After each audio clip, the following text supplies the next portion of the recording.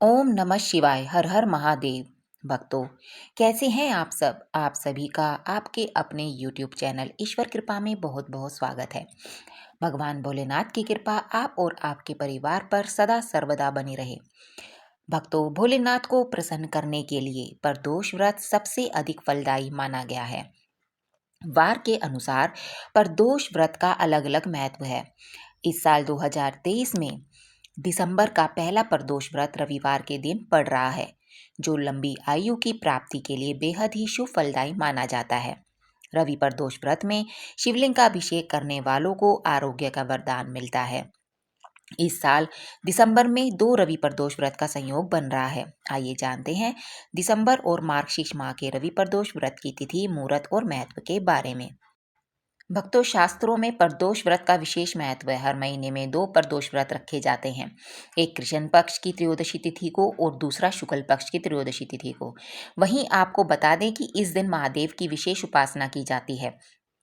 साथ ही मान्यता है, जो व्यक्ति पूरे दिन व्रत रखकर प्रदोष काल में भगवान शिव की पूजा अर्चना करता है, भोलेनाथ उसकी सभी मनोकामनाएं पूरी करते हैं। साथ ही जीवन में सुख समृद्धि का वास रहता है। वही पंचांग के अनुसार 28 नवंबर 2023 से मार्गशीर्ष माह की शुरुआत हो गई है और मार्गशीर्ष का पहला प्रदोष व्रत 10 दिसंबर रविवार को रखा जाएगा। इसको रवि प्रदोष व्रत बोला जाएगा। भगवान शिव की पूजा के लिए प्रदोष व्रत को ही एक श्रेष्ठ अवसर माना जाता है। इस व्रत को मनाने से भोलेनाथ प्रसन्न होते हैं और भक्तों को अनेक फल प्राप्त होते हैं।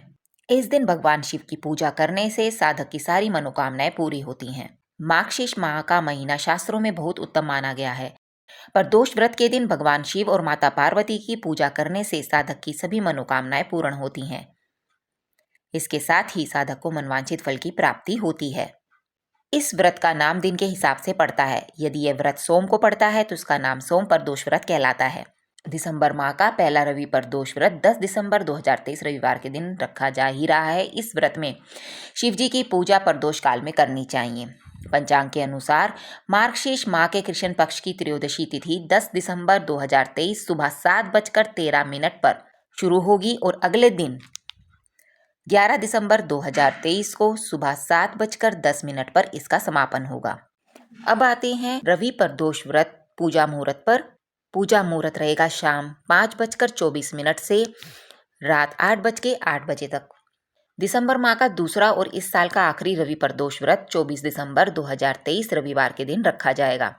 रवि प्रदोष का संयोग कई तरह के दोषों को दूर करता है। इस संयोग के प्रभाव से तरक्की मिलती है। पंचांग के अनुसार मार्गशीर्ष माह के शुक्ल पक्ष की त्रयोदशी तिथि 24 दिसंबर 2023 को सुबह 6:24 पर शुरू होगी और अगले दिन 25 दिसंबर 2023 को सुबह 5:54 पर इसका समापन होगा। अब आते हैं रवि प्रदोष व्रत के महत्व पर। जी हाँ, प्रदोष व्रत की महत्वता सप्ताह के दिनों के अनुसार अलग अलग होती है। रविवार को पड़ने वाले प्रदोष व्रत और पूजा से आयु वृद्धि तथा अच्छा स्वास्थ्य लाभ प्राप्त किया जा सकता है। जो लोग आए दिन बीमारी का शिकार होते हैं, उन्हें रवि प्रदोष व्रत जरूर करना चाहिए। प्रदोष काल यानी सूर्य अस्त होने से 45 मिनट पहले और सूर्य अस्त होने के 45 मिनट बाद तक का समय। इस दौरान शिव आराधना करने से मनोकामना जल्द पूर्ण होती है। रवि प्रदोष के दिन भगवान शिव का रुद्राभिषेक करें, साथ ही शिवलिंग का श्रृंगार भी करें। ऐसा करने से व्यक्ति के जीवन में सुख समृद्धि का वास रहेगा। साथ ही शनि, राहु, केतु ग्रहों का अशुभ प्रभाव से मुक्ति मिलेगी। वहीं स्कंद पुराण के अनुसार प्रदोष तिथि के दिन भगवान शिव कैलाश पर्वत पर स्थित अपने रजत भवन में नृत्य करते हैं और सभी देवी देवता वंदना करते हैं। वहीं इस दिन सुबह सूर्य देव की पूजा भी करनी चाहिए। ऐसा करने से आरोग्य की प्राप्ति होती है। साथ ही जीवन के सभी संकट दूर हो जाते हैं और धन व समृद्धि बनी रहती है। प्रदोष व्रत का शास्त्रों में बहुत ही ज्यादा महत्व है। इस दिन भगवान शिव की उपासना करने से साधक की सारी इच्छाएं पूर्ति हो जाती हैं। इस व्रत को करने से गाय को दान करने के जितना फल प्राप्त होता है। ये व्रत संतान के सुख के लिए भी किया जाता है। यदि सोमवार को त्रयोदशी का व्रत पड़े तो आरोग्य की प्राप्ति होती है। इस व्रत को करने से जन्म जन्मांतर की मुक्ति हो जाती है। अब आते हैं प्रदोष व्रत पूजा विधि पर। प्रदोष व्रत में बिना कुछ खाए व्रत रखने का विधान है। ऐसा करना संभव ना हो तो एक समय फल खा सकते हैं। इस दिन सुबह स्नान करने के बाद भगवान शिव की पूजा करनी चाहिए।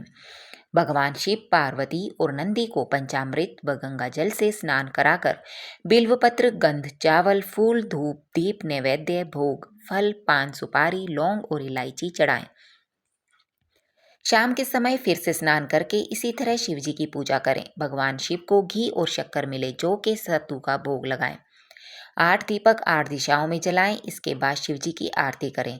रात में जागरण करें और शिव जी के मंत्रों का जाप करें। इस तरह व्रत व पूजा करने से व्रती व्रत करने वाला की हर इच्छा पूरी हो सकती है।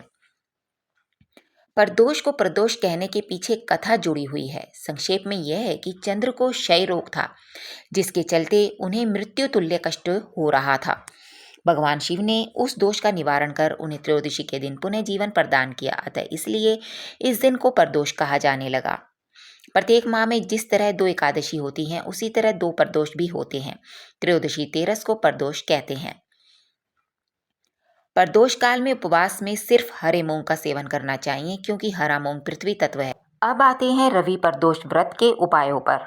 जी हाँ, पहला आता है, अगर आप अपने शत्रुओं से परेशान हैं और उनसे छुटकारा पाना चाहते हैं तो प्रदोष व्रत के दिन शमी पत्र को साफ पानी से धोकर शिवलिंग पर अर्पित करें और ओम नमः शिवाय मंत्र का 11 बार जाप करें। अगला आता है, अगर आप किसी मुकदमे में फंसे हैं और उसके चलते आपकी परेशानियां घटने के बजाय बढ़ती जा रही हैं, तो रवि प्रदोष व्रत के दिन धतूरे के पत्ते को पहले साफ पानी से धो लें, फिर उन्हें दूध से धोकर शिवलिंग पर अर्पित करें। अगला आता है, अपनी अच्छी सेहत को बरकरार रखने के लिए प्रदोष व्रत के दिन शिव मंदिर में जाकर भगवान को सूखा नारियल अर्पित करें और साथ ही अपने अच्छे स्वास्थ्य के लिए शिव जी से प्रार्थना करें। अगर नारियल अर्पित करने के लिए आप प्रदोष काल में यानी शाम के समय शिव मंदिर में जाएंगे तो और भी श्रेष्ठ होगा। नेक्स्ट आता है, अपने दाम्पत्य जीवन में मिठास घोलने के लिए प्रदोष व्रत के दिन शिव जी को दही में शहद मिलाकर उसका भोग लगाएं। अगला आता है, अपनी धन संपत्ति में वृद्धि के लिए आज के दिन 1.25 किलो साबुत चावल और कुछ मात्रा में दूध लेकर शिव मंदिर में दान करें। नेक्स्ट आता है, प्रदोष व्रत के दिन शिव मंदिर में जाकर शिव जी और माता पार्वती पर एक 7 मोली यानी कलावे को 7 बार लपेट दें। ध्यान रहे कि 7 बार धागा लपेटते हुए उसे बीच में तोड़ना नहीं है। जब पूरा 7 बार लपेट दें तभी हाथ से धागे को तोड़ें। एक बात और कि धागा तोड़ने के बाद उसमें गांठ ना लगाएं, उसे ऐसे ही वहां लपेट कर छोड़ दें। ऐसा करने से आपके दाम्पत्य जीवन में आ रही परेशानियां जल्द ही दूर होंगी और आपके रिश्तों में मिठास आएगी। नेक्स्ट आता है, अपने परिवार की सुख शांति के लिए रवि प्रदोष के दिन शाम के समय शिव मंदिर में जाकर एक घी का दीपक और एक तेल का दीपक जलाएं। आपको बता दूं कि घी का दीपक देवताओं को प्रसन्न करने के लिए होता है, जबकि तेल का दीपक अपनी मनोकामनाओं की पूर्ति के लिए होता है। साथ ही घी के दीपक में रुई की खड़ी सफ़ेद बत्ती लगाएं और तेल के दीपक में पड़ी हुई बत्ती यानी लेटी हुई लाल बत्ती लगाएं। नेक्स्ट आता है, अपने बच्चों के साथ अपने रिश्ते बेहतर करने के लिए प्रदोष व्रत के दिन एक कटोरी में थोड़ा शहद लें और उसमें से उंगली की मदद से शहद निकालकर शिव जी को भोग लगाएं। भोग लगाने के बाद उस कटोरी में बचे हुए शहद को अपने हाथों से अपने बच्चों को खिला दें। अगला आता है, अपने किसी विशेष कार्य की सफलता के लिए प्रदोष व्रत के दिन दूध में थोड़ा सा केसर मिलाकर शिवलिंग पर चढ़ाएं और दूध चढ़ाते समय मन ही मन ओम नमः शिवाय मंत्र का जाप करें। अगला आता है, अगर आपको बिजनेस इन्वेस्टमेंट करने में किसी प्रकार की परेशानी आ रही है तो प्रदोष व्रत के दिन भगवान शंकर को 11 बेलपत्र अर्पित करें। अब आते हैं रवि प्रदोष व्रत कथा पर। एक ग्राम में अति दीन ब्राह्मण निवास करता था। उसकी साध्वी स्त्री प्रदोष व्रत किया करती थी। उसे एक ही पुत्र रतन था। एक समय की बात है, वह पुत्र गंगा स्नान करने के लिए गया।